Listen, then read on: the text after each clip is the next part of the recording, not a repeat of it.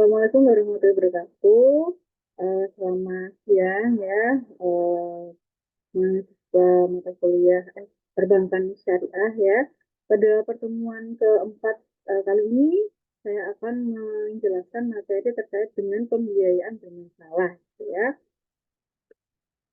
Oke. Nah, ini secara definisinya ya, kalau pembiayaan bermasalah itu di dalam apa ya? Dalam apa perbankan syariah itu istilahnya adalah non performance financing atau NPF. Ini sama sebenarnya dengan NPL atau non performing loan kalau ada yang ada di fasilitas kredit atau bank konvensional gitu ya. Yang mana apa ya ini adalah rasio pembiayaan bermasalah gitu ya terhadap apa total pembiayaan. Yang mana kualitasnya berada dalam golongan yang apa ada beberapa golongan nih ya. Ada golongan kurang lancar, diragukan, dan sebagainya. Nah, di dalam definisi yang lain, pembiayaan bermasalah atau NPF ini adalah pembiayaan non lancar ya, atau istilahnya pembiayaan kurang lancar gitu ya. Mulai dari yang kurang lancar sampai dengan ini ada beberapa golongan nasabah ya. Ada 5. Yang pertama itu kolektibilitas lancar. Nah, dikategorikan lancar jika nasabah itu selalu membayar pembiayaannya tepat waktu. Gitu ya. Jadi memang ada tunggakan dan juga lancar. Katakanlah terakhir pembayaran tanggal 10 ya. Eh, sebelum tanggal 10 atau bahkan pas di tanggal 10 dia sudah bayar atau nasabah itu sudah bayar gitu ya. Nah, kemudian yang kedua adalah kolektibilitas dua atau istilahnya dalam perhatian khusus gitu ya.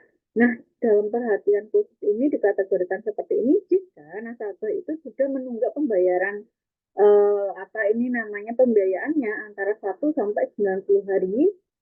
Kolektibilitas 3 atau kurang lancar itu sudah menunggak pembayarannya antara 91 sampai dengan 120 hari, berarti sudah 3 sampai 4 bulan begitu ya. Kemudian yang fleksibilitas 4 itu diragukan, itu sudah menenggak antara 121 sampai 180 hari, berarti sudah berapa tuh ya? Sudah 6 bulan ya. 180 dibagi 30. Kemudian yang terakhir adalah fleksibilitas 5 atau macet.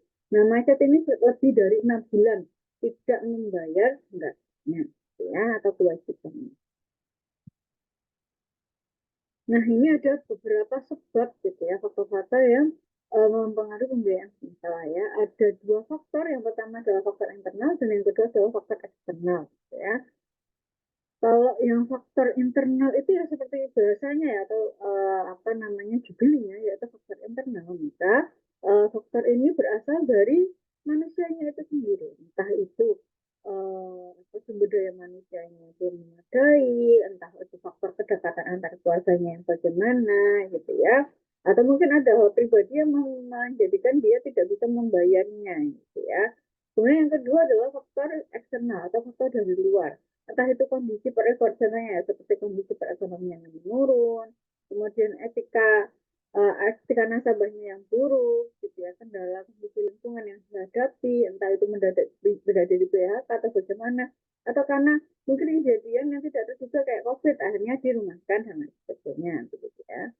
Nah, ini ada beberapa upaya untuk apa ya mengatasi pembiayaan bermasalah gitu yang sifatnya preventif atau pencegahan. Jadi sebelum sebelum terjadi pembiayaan bermasalah itu sudah dicegah dengan cara apa?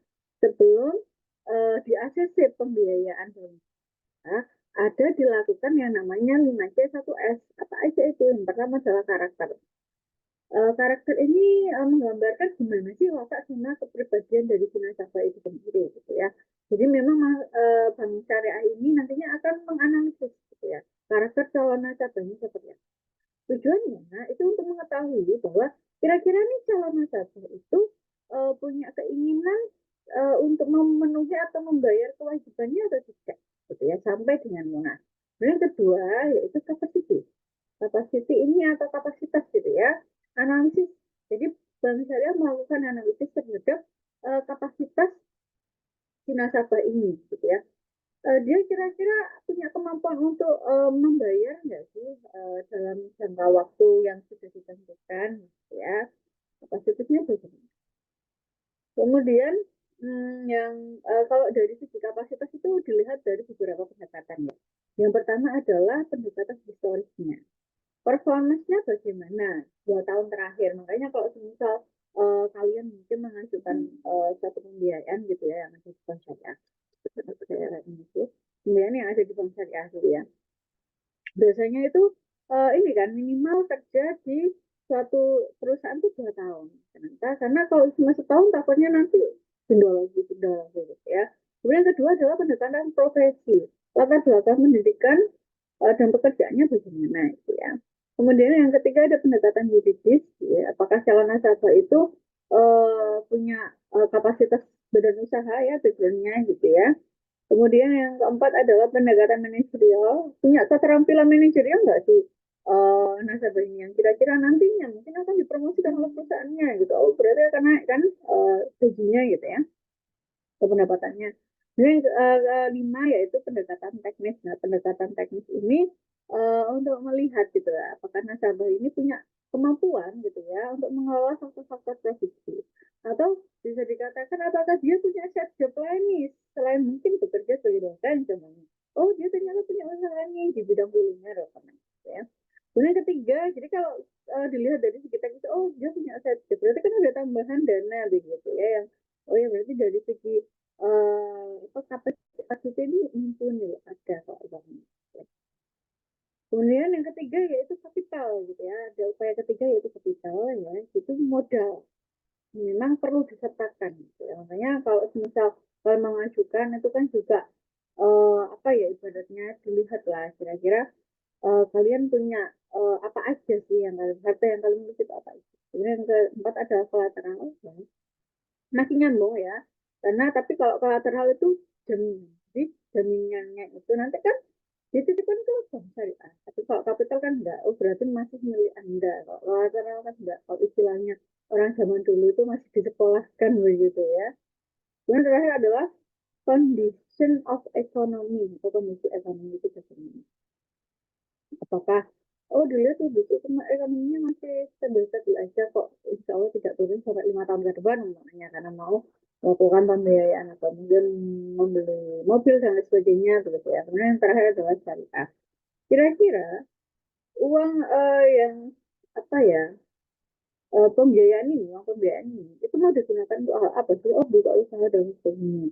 Jangan sampai bank syariah itu mendanai nasabah yang akan apa ya mempergunakan uangnya ke jalan yang tidak baik atau batil itu gitu. Jadi dilihat kita tanyain gitu. Oke, next kalau tadi usaha preventif ya, kalau yang sekarang usaha represif yaitu penyelamatan. Karena tadi kan pencegahan ya preventif. Jadi kalau pencegahan atau preventif kan sebelum sebelum apa ini namanya bank syariah ini meng-ACC nasabah untuk pembiayaan di bank syariah tersebut. Tapi kalau represif itu penyelamatan bisnis sudah terjadi akad pembiayaan sudah berjalan, tapi di tengah-tengah oh ternyata macet. Mungkin apa? Karena beberapa alasan yang tadi saya bilang ya faktor-faktor sebab-sebabnya itu tadi. Nah upayanya itu ada 3. Yang pertama adalah dari segi rescheduling.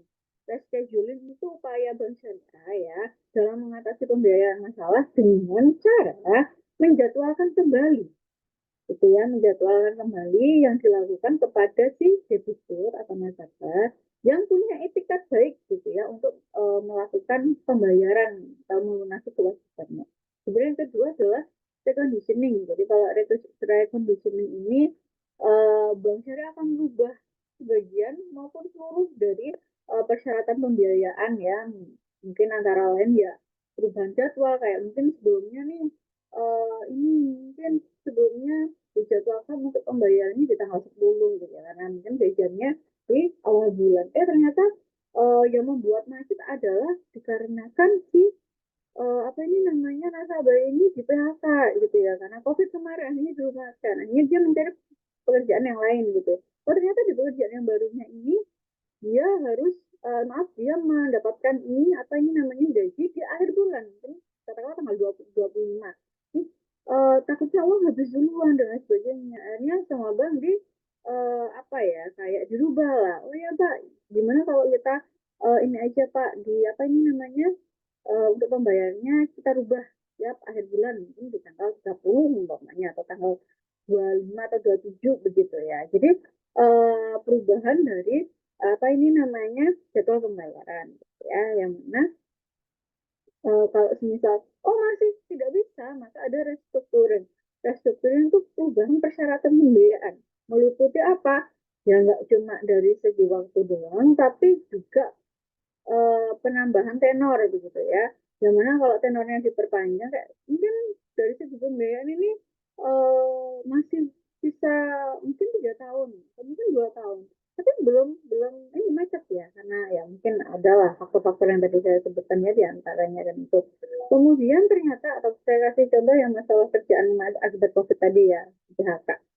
Kemudian akhirnya masih belum terselesaikan nih. Karena apa? Karena mendadak barang-barang naik semuanya akibat COVID kemarin ya. Kita cari apa bahan-bahan makanan dan lain sebagainya semua juga mahal dan lain sebagainya. Akhirnya dilakukan restructuring. Nah, cara apa? Oh ini apa ini namanya tenaga diperpanjang? Karena tenaganya diperpanjang dari mungkin 2 tahun jadi 3 tahun. Akhirnya apa? Per bulan yang dibayarkan kan berkurang. Itu yang dilakukan oleh Bank Syariah. Jadi kalau kalian mikir kayak di televisi gitu langsung rumah ini kami sita, tidak ya. Ada tahapan-tahapan yang dilakukan oleh Bank Syariah. Tidak langsung ambil sita aja, tidak. Jadi memang diselesaikan dulu secara perusahaan. Baru kalau tidak bisa maka ya mau tidak mau harus apa ini melelang si agunan itu tadi atau ini. Oke, barangkali sampai sini ada yang ditanyakan teman-teman mahasiswa sekalian, dan kalau tidak ada, saya akhiri pertemuan kita pada apa nih, sudah sore ya, sore hari ini. Semoga ilmu yang kalian dapat bermanfaat. Dan semua kami, have a nice day. Wassalamualaikum warahmatullahi wabarakatuh.